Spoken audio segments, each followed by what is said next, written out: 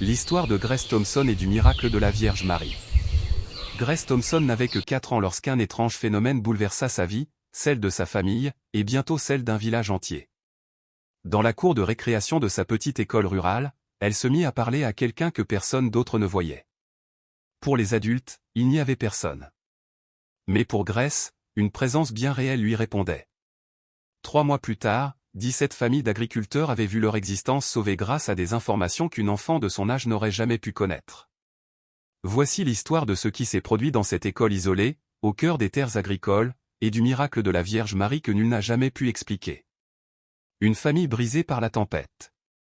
Les Thompson avaient tout perdu après l'ouragan qui, en août 2021, ravagea leur plantation de canne à sucre.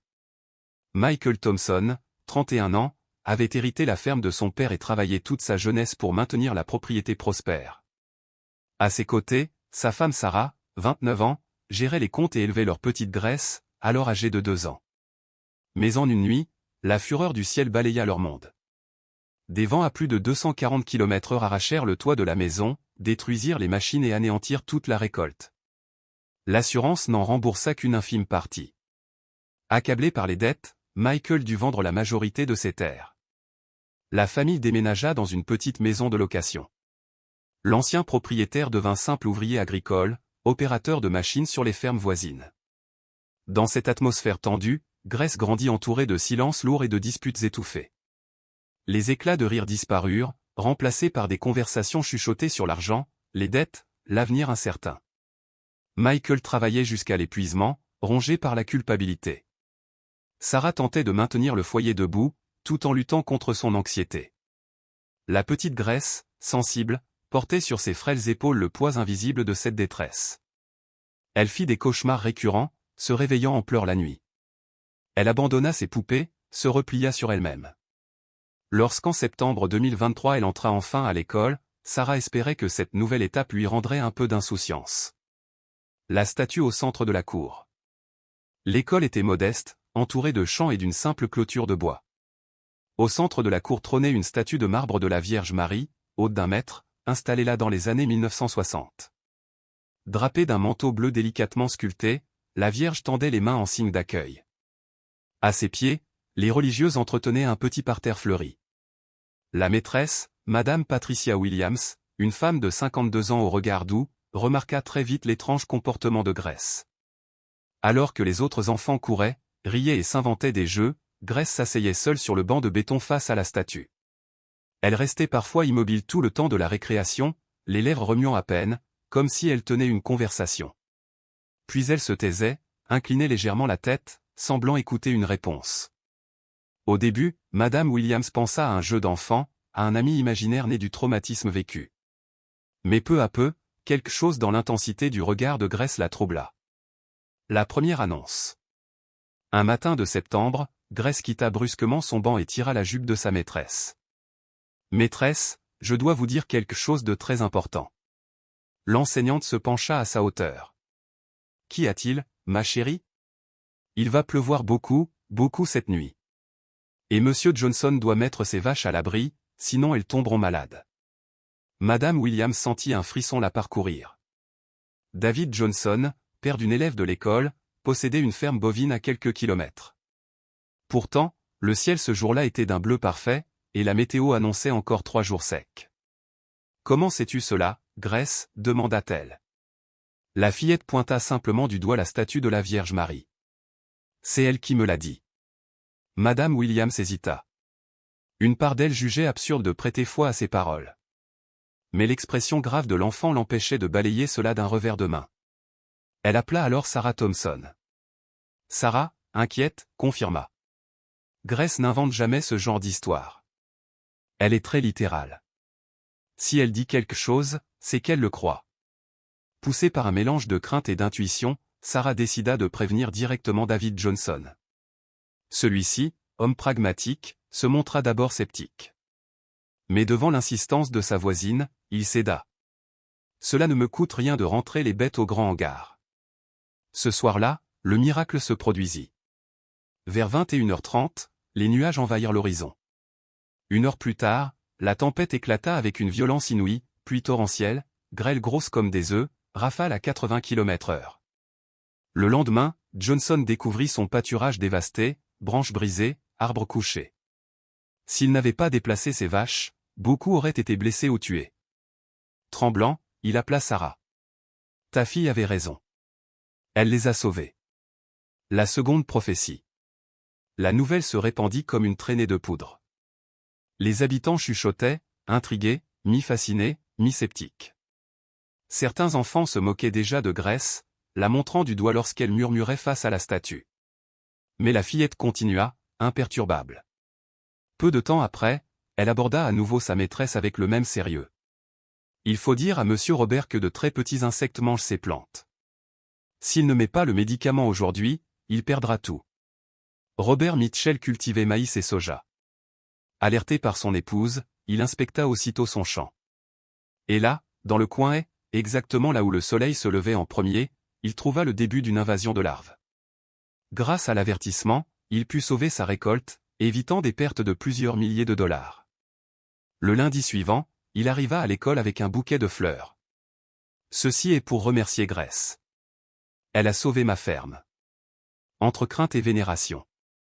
Dès lors, les parents se mirent à observer discrètement la petite fille à la sortie de l'école. Certains espéraient entendre une nouvelle prédiction. D'autres craignaient un fardeau trop lourd pour une enfant. Chez les Thompson, l'ambiance changea. Sarah oscillait entre fierté et angoisse. Michael, notre fille n'a que 4 ans. On parle d'elle comme d'une élue, mais ce n'est pas normal. Elle porte quelque chose qui la dépasse. Michael, d'abord moqueur, se mura dans le silence. Il voyait bien que Grace savait l'impossible. Mais à qui pouvait-il confier ce secret? À un psychologue? Et comment expliquer qu'une enfant prédisait l'avenir au nom de la Vierge Marie?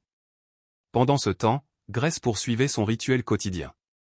Chaque récréation, elle s'asseyait devant la statue, murmurait quelques minutes, puis reprenait ses jeux. Mais les révélations se succédaient avec une précision terrifiante. Et chaque fois, une famille était sauvée d'un désastre. Le poids d'un mystère. Peu à peu, Sarah remarqua que sa fille semblait porter un fardeau invisible. Certaines nuits, Grace se réveillait, non pas en pleurs, mais assise sur son lit, le regard perdu. « Tu vas bien, ma chérie ?»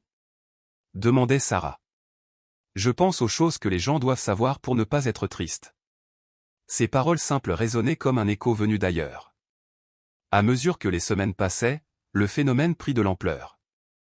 On compta 17 interventions précises, toutes confirmées, une récolte sauvée d'un parasite, des bêtes protégées d'une épidémie, un incendie évité grâce à un avertissement. Chaque fois, la petite Grace ne faisait que rapporter les mots d'une présence invisible qu'elle appelait, elle, et toujours, elle désignait la statue de la Vierge Marie. Un miracle sans explication. En quelques mois, la vie du village fut bouleversée. Des familles entières, promises à la ruine, échappèrent au pire grâce à cette fillette de 4 ans. La communauté, partagée entre crainte et émerveillement, se retrouva unie par un même mystère. Pour Sarah et Michael, chaque jour apportait un mélange d'inquiétude et d'espérance. Leur petite fille était devenue un canal d'un message qui les dépassait. Et malgré toutes les tentatives d'explication rationnelle, une seule certitude demeurait, au cœur d'une petite école rurale, devant une humble statue de marbre, un miracle de la Vierge Marie avait pris chair dans la voix innocente d'une enfant. Un miracle que personne n'a jamais su expliquer. L'enfant qui parlait à la Vierge. Dorothy Henderson avait tout essayé. Depuis la mort de son mari l'année précédente, ses poules ne pondaient presque plus. Elle avait consulté des vétérinaires, changé l'alimentation, ajouté des compléments, mais rien n'y faisait. Le poulailler était devenu morne et silencieux, comme frappé d'une tristesse diffuse. C'est alors qu'un matin, Madame Williams lui téléphona. « Dorothy, et si tu essayais la musique ?» Dorothy éclata de rire. « Patricia, enfin, de la musique pour des poules? Tu es folle. » Mais après un silence, elle soupira. Elle pensait à David, à Robert, à tous ceux qui avaient reçu de l'aide grâce aux paroles étranges venues de la bouche d'une petite fille de 4 ans. Dorothy n'avait plus rien à perdre. Elle installa une vieille radio dans le poulailler et laissa jouer des airs doux toute la journée. Une semaine plus tard, les œufs revinrent. Les paniers se remplirent de nouveau. Les poules semblaient plus vives, plus légères. Dorothy n'en revenait pas. « Je ne peux pas expliquer », confia-t-elle à ses voisins. « Mais cela marche. Elles sont vraiment plus heureuses. L'histoire fit le tour de la campagne. Et bientôt, d'autres récits s'accumulèrent. Un soir, Grace, la fillette de 4 ans qui affirmait parler avec la Vierge Marie, prévint Sarah Peterson que leur chat Whisker devait être emmené d'urgence chez le vétérinaire. Le lendemain, on découvrit une obstruction intestinale qui aurait été fatale en 24 heures. En 2 semaines, la nouvelle se répandit comme une traînée de poudre. On parlait de l'enfant qui entendait la Vierge. Des familles des villages voisins commencèrent à venir la voir. Les Thompson, les parents de Grace, se retrouvèrent au centre d'une agitation qu'ils n'avaient jamais désirée. La fascination et l'inquiétude. Chaque nuit, Sarah découvrait sa fille assise dans son lit, les yeux fixés vers la fenêtre comme si elle guettait une voix invisible. Michael, son mari, observait la situation avec une inquiétude croissante. « Sarah, dit-il un soir, je n'aime pas toute cette attention autour de Grace. Moi non plus. Mais Michael, les gens qu'elle aide, et si ce qu'elle dit était vrai ? Michael serra les poings. Ce sont des adultes désespérés. Mais elle n'a que 4 ans. Ce poids n'est pas pour elle. La preuve de leur inquiétude arriva un mercredi matin. Sarah trouva une inconnue sur le pas de sa porte. « Je m'appelle Carol. Excusez-moi de vous déranger. Mon mari est très malade. Les médecins ne savent pas ce qu'il a. On m'a dit que votre fille... » La mère sentit la colère et la compassion la traverser en même temps. « Madame, ma fille est une enfant. Elle n'est pas ce que vous croyez. » Mais Carole ne fut pas la dernière. D'autres suivirent, certains suppliants, d'autres agressifs, certains allant jusqu'à proposer de l'argent. Michael entra dans une colère noire. « Ça suffit !» s'écria-t-il. « Notre fille n'est pas une bête de foire. »« Comment veux-tu qu'on arrête ça ?» répliqua Sarah. « Les gens croient qu'elle a un don. » La question les déchirait, et si, au fond, elle en avait vraiment un ? Les prédictions pour sa propre famille. Un jeudi d'octobre, Grace alla trouver sa maîtresse, Madame Williams. Elle m'a dit quelque chose d'important pour papa et maman. Papa doit planter du coton dans le grand champ l'année prochaine, pas du maïs. Sinon, nous aurons encore des soucis d'argent. Patricia Williams sentit son cœur se serrer. Elle connaissait les difficultés financières des Thompson depuis l'ouragan. Le soir même, elle appela Sarah. « Ce n'est pas facile à dire, mais votre fille a insisté ?» Sarah resta silencieuse, bouleversée. « Patricia, nous en parlons souvent, Michael et moi. Nous avons peur qu'elle soit écrasée par toute cette pression. » Mais quand Michael entendit la prédiction, son regard changea. « Sarah, nous sommes désespérés. Et si c'était vrai ?» Elle lui lança un regard révolté. « Tu entends ce que tu dis ? Baser nos décisions sur les paroles d'une enfant ? » Pourtant, le doute s'était déjà infiltré dans leur maison. Les foules et les avertissements. À l'école, la situation devint ingérable. Des parents d'autres villages vinrent observer Grace pendant la récréation. Madame Williams tenta de les raisonner. Grace est une enfant. Elle a besoin d'une vie normale.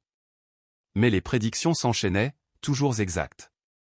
Elle avertit Madame Phillips qu'une pompe à eau allait se briser, le technicien confirma qu'elle n'aurait pas tenu 2 jours. Elle prévint Monsieur James de déplacer ses chèvres vers le nord, on découvrit une contamination qui aurait empoisonné tout le troupeau. Chaque succès augmentait la renommée de Grace, mais aussi son fardeau. Sarah vit sa fille s'assombrir, perdre sa légèreté. « Maman, pourquoi tout le monde me regarde comme ça ?» demanda un soir la fillette. « Parce qu'ils ne comprennent pas, ma chérie. Ce n'est pas ta faute. J'aime lui parler, » confia Grace. Elle est douce, elle me rassure. Mais parfois je suis fatiguée. Comme si je devais me souvenir de trop de choses pour les autres. Sarah sentit les larmes monter. Sa petite fille portait un poids bien trop grand pour ses épaules fragiles. L'annonce du cyclone. Un matin de novembre, Grace parla longuement à la statue de la Vierge. Quand elle revint, son visage était grave. Elle a dit qu'il y aura une énorme tornade la semaine prochaine. Pas ici, mais tout près. Les gens doivent se préparer. Madame Williams sentit un frisson la parcourir. Les prévisions météo n'annonçaient rien, mais elle décida d'avertir toutes les familles. Beaucoup se moquèrent. Mais ceux qui avaient déjà bénéficié des conseils de Grace David Johnson, Robert Mitchell, Dorothy Henderson prirent la menace au sérieux. Le mardi suivant, à 15h47, une tornade s'abattit à 8 km de l'école. Des maisons furent détruites, des champs ravagés. Mais grâce aux préparatifs, aucune famille ne fut blessée. La précision de l'annonce bouleversa tout le monde. Et attira encore plus de monde. Le trop-plein. Le lendemain, une trentaine de personnes attendaient derrière les grilles de l'école, certaines avec des caméras, d'autres avec des cahiers ou même des pancartes. Grace refusa de sortir en récréation. Maîtresse, il y a trop de monde qui regarde. Madame Williams appela immédiatement Sarah. Cela ne peut plus durer. Votre fille est en danger. Le jour suivant, une réunion se tint avec le directeur, le père Murphy. Je comprends que Grace est quelque chose de spécial, dit-il. Mais l'école se transforme en cirque. Nous avons des journalistes qui appellent, des inconnus qui se présentent aux portes. Michael trancha. Nous allons retirer Grace de l'école pour un moment. Peut-être la transférer ailleurs. Sarah expliqua doucement la décision à sa fille. Veux-tu rester un peu à la maison avec maman, plutôt que d'aller à l'école? Et elle, alors, demanda Grace. Dois-je lui parler tous les jours? Sa mère se mordit les lèvres. Demande-lui, ma chérie. Le lendemain, Grace eut un dernier entretien avec la statue, seule dans la cour. Elle parla longuement, ses yeux brillants de larmes, puis revint vers Madame Williams. Elle a dit qu'elle sera toujours avec moi, même si je ne lui parle plus chaque jour. Elle dit que j'ai aidé ceux qui en avaient besoin, et que maintenant d'autres peuvent aider à leur tour. Ce fut la dernière fois que Grace parla à la Vierge. Le retour à une vie normale. Les Thompson gardèrent leur fille à la maison 3 semaines. Peu à peu, la curiosité s'éteignit, les visiteurs disparurent. Ils inscrivirent Grace dans une école voisine, où personne ne connaissait son histoire.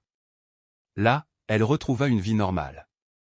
Elle fit de nouveaux amis, joua aux jeux d'enfants, regarda des dessins animés. Jamais plus elle ne manifesta le moindre intérêt pour une statue. Parfois, Sarah lui demandait. « Cela te manque ?» « Un peu, » répondait Grace. Mais elle a dit que c'était ainsi que ça devait être. Les traces laissées. Les familles aidées, elles, n'oublièrent jamais. David Johnson continua d'élever son bétail avec succès. Robert Mitchell agrandit sa plantation et devint l'un des fermiers les plus prospères de la région. Dorothy Henderson laissa sa radio allumée dans le poulailler, jurant que ses poules n'avaient jamais été aussi heureuses. Quant à Michael Thompson, il finit par suivre le conseil sur le coton. L'année suivante, une invasion dévasta toutes les cultures de maïs de la région. Mais les prix du coton atteignirent des sommets historiques. La famille Thompson sortit de la pauvreté et prospéra de nouveau. Je ne saurais jamais si c'était une coïncidence, avoue encore Michael aujourd'hui. Mais ce conseil a sauvé notre famille. L'héritage d'un mystère. La statue de la Vierge se dresse toujours dans la cour de l'ancienne école. Parfois, un visiteur curieux demande à propos de la petite fille qui lui parlait autrefois. La plupart des enfants jouent autour sans se douter de rien. Madame Williams, toujours institutrice, les observe parfois avec mélancolie. Grace était unique, murmure-t-elle. Mais le plus beau miracle, c'est peut-être que ses parents ont su la protéger, pour qu'elle reste simplement une enfant. Aujourd'hui, Grace mène une vie normale. Elle va à l'école, rit avec ses amis, rêve comme toutes les petites filles. Elle ne porte plus le poids d'informations qui n'auraient jamais dû peser sur ses frêles épaules. Quand la famille passe devant l'ancienne école, elle jette parfois un coup d'œil à la statue. Mais elle ne dit rien. Sarah se demande parfois si sa fille se souvient de tout. Mais elle n'ose pas poser la question. Certaines choses, pense-t-elle, doivent rester dans le silence. Ce qui demeure, ce sont 17 familles qui jurent que leur vie a changé grâce aux paroles d'une fillette de 4 ans. Était-ce le fruit du hasard? L'imagination d'une enfant marquée par le deuil et l'ouragan? Ou bien quelque chose d'autre, que nul ne saurait expliquer? Personne n'a de réponse certaine. Ce que l'on sait, c'est que pendant 3 mois, dans une petite école rurale, quelque chose s'est produit qui dépasse l'entendement.